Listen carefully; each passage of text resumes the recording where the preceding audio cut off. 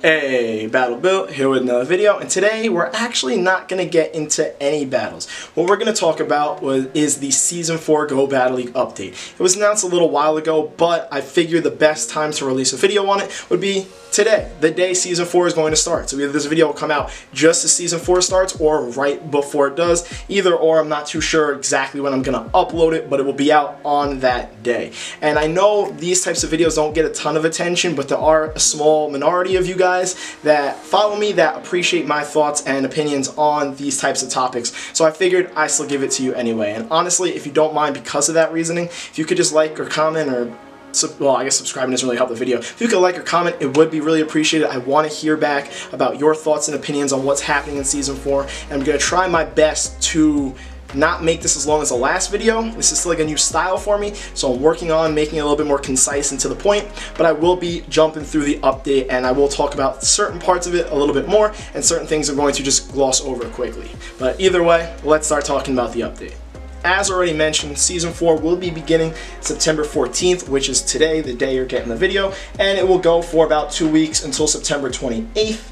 Ultra League and its Premier Cup is coming back, so that's exciting. I know a big majority of the Go Battle League scene were big fans of Ultra League and its Premier Cup, pretty much being like the second best meta after Great League. Some people believing it's the best meta. I'm not here to debate that right now, but either way, it was a really good meta, and it will be running for about 2 weeks from September 28th to the 12th. And then Master League and its Premier Cup. Again, I'm happy that's happening. You know, they could, I mean, hold on. There's some other parts I want to get into, but I do think they could try out a Great League Premier Cup because there are some legendaries like Mew, or mythicals like Mew, like Deoxys and Melmetal and whatnot that do get some play in Great League that, you know, maybe it would affect the meta if they were banned, but that's neither here nor there for now.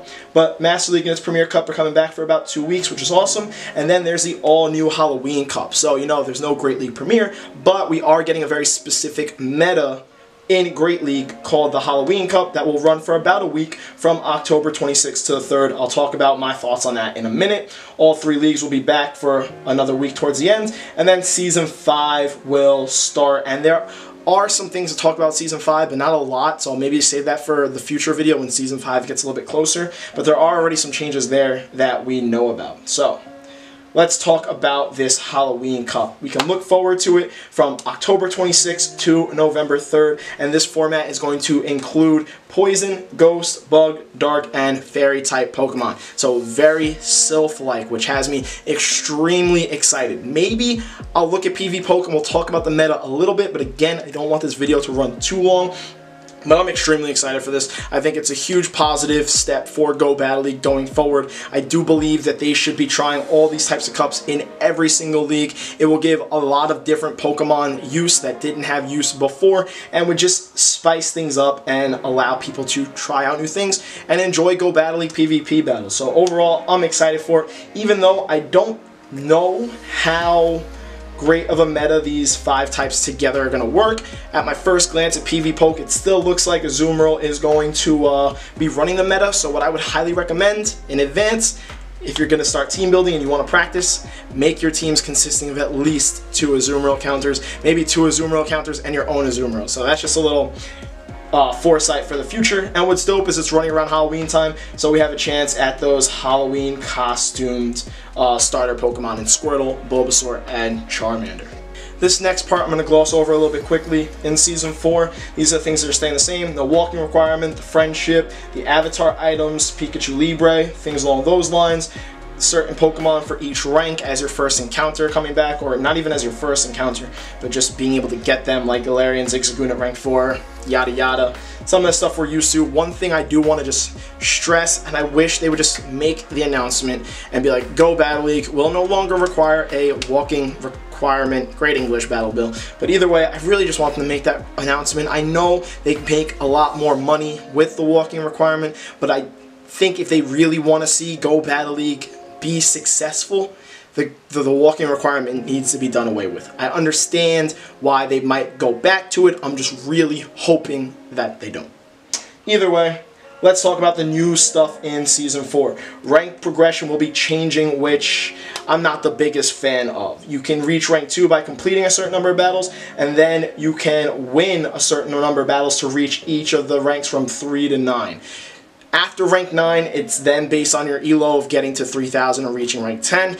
And my opinion, I'm not the happiest about this because I don't know how I feel about there being one legitimate grind, which is between rank 9 and 10. A lot of people were proud of themselves for having that grind from rank 8 to 9 and from rank 7 to 8, and I do believe there should be more than one rank where you're worried about your elo not just getting a certain number of wins, which as long as you're doing your battles, you're bound to get over time.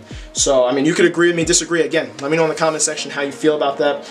I personally believe that there should be more than just one grind of between rank 9 and rank 10 based on elo, so I'm not the happiest about that. Hopefully that's something that'll change. I know Season 5 gets even worse, but again, let's hope Season 6 it changes. I don't know, my opinion. So, attack me.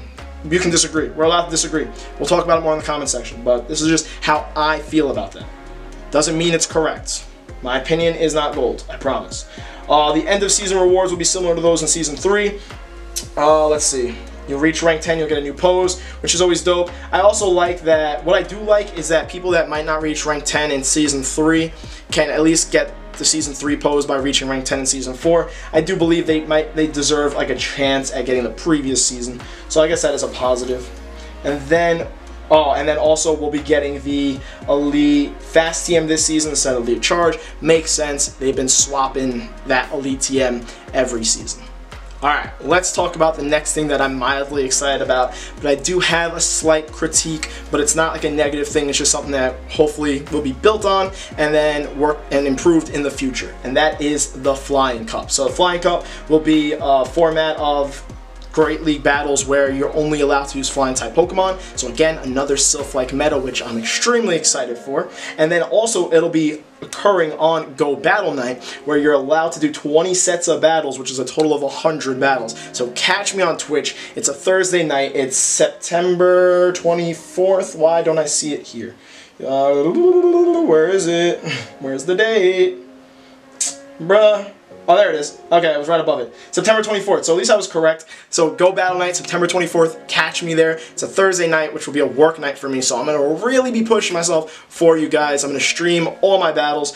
I'll most likely be starting with Flying Cup, and then my critique is that it's just a very specified meta. So as much as I'm excited for the fact they're trying this out, this meta specifically probably won't be the best one because it'll be extremely condensed. It's already going to be focused around like Aerodactyl and Emolga, and there aren't too many Pokemon that are going to have a lot of play. But again, step in the positive direction. Hopefully it will just be worked on and improved where we have more intensive metas that will allow for a variety of mons. Again, there are some new mons that are going to be used, but like, how do I explain it? I don't know how to put it into words. But similar to the Halloween Cup, where I think the Halloween Cup will have less Pokemon that are the main ones being used outside of Azumarill, whereas in the Flying Cup, I think you're only going to really see Aerodactyl and Emolga and like a third Pokemon essentially. I could be wrong, but my point is, these metas need to be worked on. I'm sure they can figure out a way to allow certain types and ban certain Pokemon. Like Halloween Cup, I think a huge improvement could have been was just banning Azumarill. I think they could have gone with that exact meta, banned Azumarill, would have given a bunch of opportunities for some new Pokemon, and then also would have given you more Pokemon to try out. Whereas a Flying Cup, I think it's going to be like a handful, where you can only get away with using so many. So again, it's great that we're trying these metas. These metas, I hope, will be improved and worked on in the future. But I am excited about it. I am excited about something like Go Battle Night happening. Hopefully that's something that will happen once a month, which I can't guarantee because our last one was the Azumarill one? Not the Azumarill, the Marrow Battle Day, which was like months ago. So hopefully this can be something that happens more consistent than that. But outside of that, I'm still excited. And what I'm also really excited about is it's gonna be similar to like a community day where it's like Pidgey Battle Night. I don't know, are we gonna get a bunch of Pidgeys? Doesn't really say it, but at least during that time we can evolve a Pidgeotto and it will evolve into Pidgeot, obviously, and it will get the move of Gust. We know nothing about Gust. I don't know if we're assuming it's a quick move or a charge move. I don't have any further information of it. We don't know any of the stats, but hopefully getting it its own specialized move. I don't want to call it a community day move because it's not a community day, but it's kind of like a community day move. Anyhow, hopefully Pidgeot getting its own specialized move will allow it to have I don't know, maybe some actual play in Great League in the future. So I'm just excited for that to also exist. Alright, before I get into this next part that also has me excited, I just want to apologize and thank whoever has lasted this long throughout the video. I didn't expect it to pretty much be as long as the other one, but I guess I shouldn't be too surprised. Just when I talk about my opinions, I try to express them the right way and explain them in a way that makes sense to me and hopefully makes sense to you guys. And then I start to also ramble, so the collection of those things makes the video go on a little bit longer than I would hope. But regardless, I want you guys to let me know what your opinions are in the comment section. If you're agreeing with what I'm saying, if you're disagreeing, please tell me. It's good if we all try to get on the same page, because as much as Niantic's given a lot of backlash on Twitter and whatnot, if we can constructively get on the same page and state our opinions to them, maybe certain changes that we're hoping for can be brought about in future seasons. So, speaking of other things I am excited about and I'm happy that they're continuing to doing, the only thing I would ask for is maybe just a little bit more on top of what we were currently given for this season is new moves and move changes. So the one new move we were given for this season is Lunge, and it seems like it's going to become a bug type clone of Bubble Beam. We don't know how much damage it's going to do, but based on the fact that it will consistently lower your opposing Pokemon's attack, it sounds just like Bubble Beam, and it's going to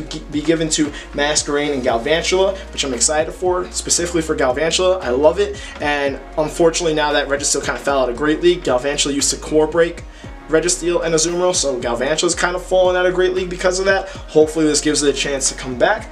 And then there were 3 moves that were essentially adjusted and altered for this upcoming season. One of them being Bug Buzz. It now has a chance of lowering your opposing Pokemon's defense, which sounds like a Moonblast or Energy Ball type clone just for the bug typing, which is exciting because bug types had been, you know, non-existent pretty much in any of the leagues.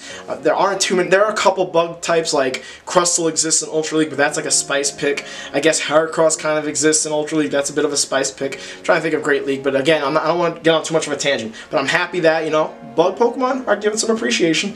And then one very random fire move, Flame Charge, has been boosted. It seems to have turned into a power-up punch. People call it Pup, that's why I said Power Up Pup. Power Up Punch clone for the fire typing. The damage it's dealing is now less, but it will consistently raise the user's attack. So I am quite curious to see what kind of change that has on certain Pokemon. I know there are a few Pokemon Flame Charge, there aren't too many. I know this seems like it's going to have an effect on Mew because Mew has access to it. Hopefully this will improve certain fire type Pokemon also.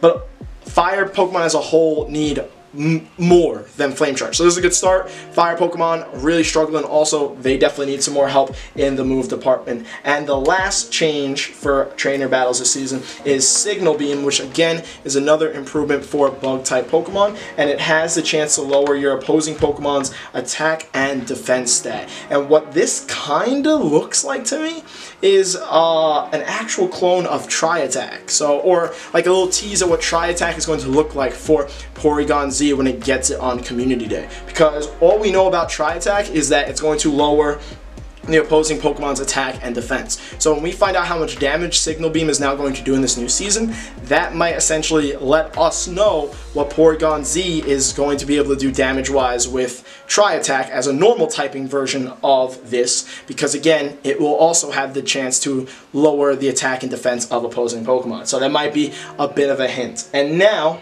speaking of Signal Beam getting that boost, one Pokemon, and again, I was hoping for a little bit more, but this is still good, this is still a positive step. I would just hope for maybe, you know, like 4 of each. 4 new moves, 4 new move changes, and 4 Pokemon get new moves. Is that too much? Maybe 3 of each? Either way, Vespiquen is now going to get access to Signal Beam, so I am quite curious to see what kind of effect that has, especially because Bug Buzz also got an improvement, so now it's going to have, like, wait, yeah, does Vespiquen have access to Bug Buzz? Maybe it doesn't. I know it has Power Gem, I know it has X-Scissor, but it's getting access to Signal Beam. I have to double check that.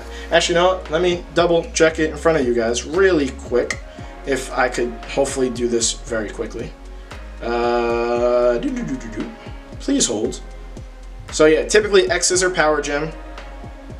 Vespiquen does get access to Bug Buzz. Okay, so it wasn't crazy. It also gets access to Fell Stinger. But regardless of that, my point here is I'm wondering what would be the ideal moveset for Vespiquen, since now it's getting a new move, and then its other bug move got an improvement. So Vespiquen, maybe some play next season, hopefully.